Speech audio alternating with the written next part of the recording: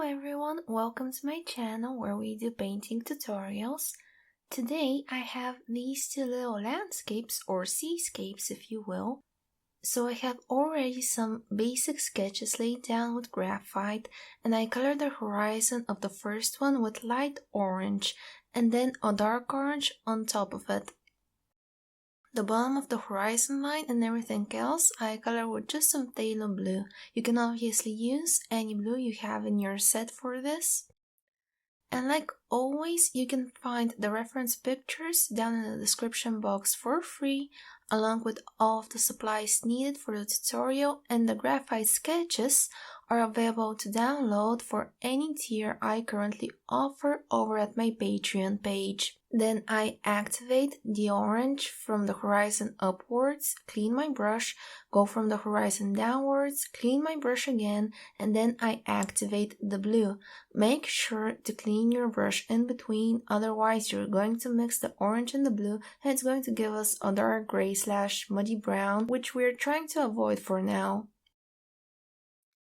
It's okay if the blue ends up on the streaky side, that's actually what I'm attempting to do, since some lines are going to look nice because we're painting a sea or a lake. Then I take a scrap piece of watercolor paper and I apply big patches of my phthalo blue, emerald green and black, which I'm going to use as a palette.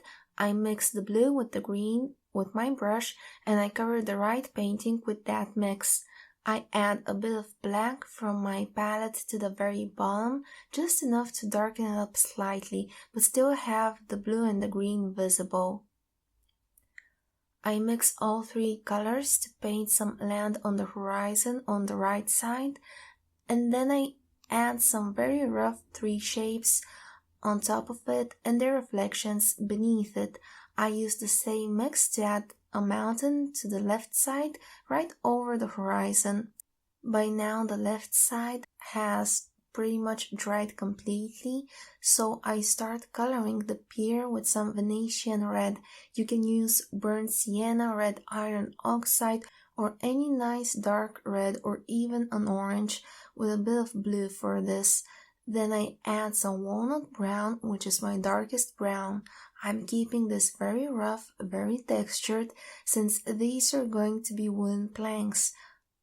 I also color the little poles you have keeping the pier together with my walnut brown. I add a very light layer of orange on top of the whole pier, just enough to give it a very slight hint. And then I outline the planks with black, which is going to give us those shadows of the planks being next to each other. I'm keeping them wider at the bottom of the page, and then I make them thinner and thinner as I approach the horizon because perspective.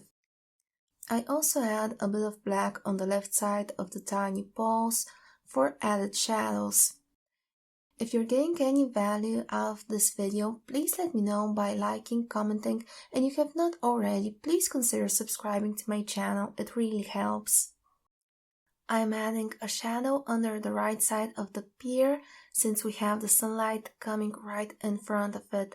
I left a lot of the blue peeking through over the pier, that way it's going to give a nice reflection or look like the planks are wet, and that's going to look very nice in my opinion. I take my brush with barely any water. I ran it over my napkin first, so it's pretty much on the dry side. And then I go over the planks very gently, just very tiny strokes. We are not trying to blend this, we just want to activate it, and any patchiness, any texture is just going to help us in this case.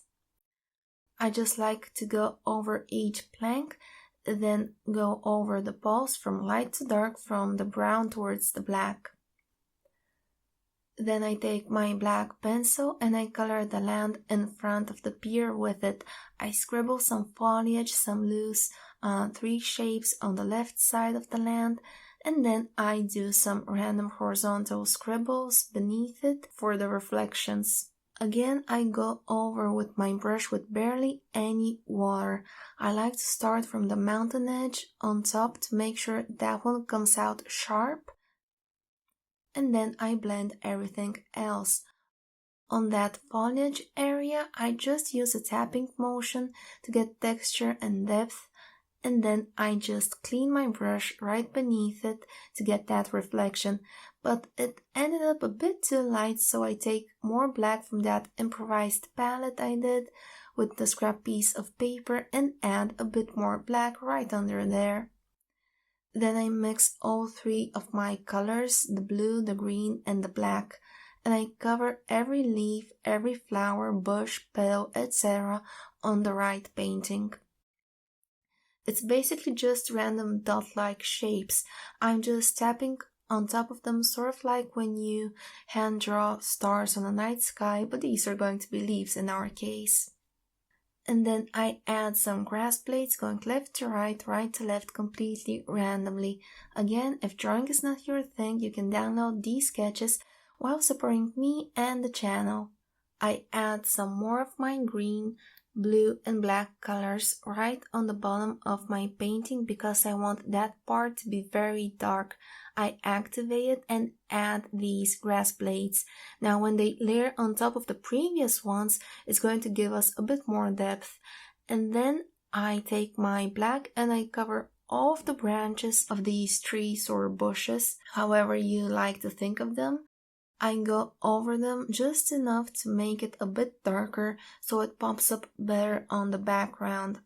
Then I color/draw a little boat shape on my left painting and add a shadow right beneath it. And of course, if it doesn't have a couple of birds in the sky, it's just not one of my paintings.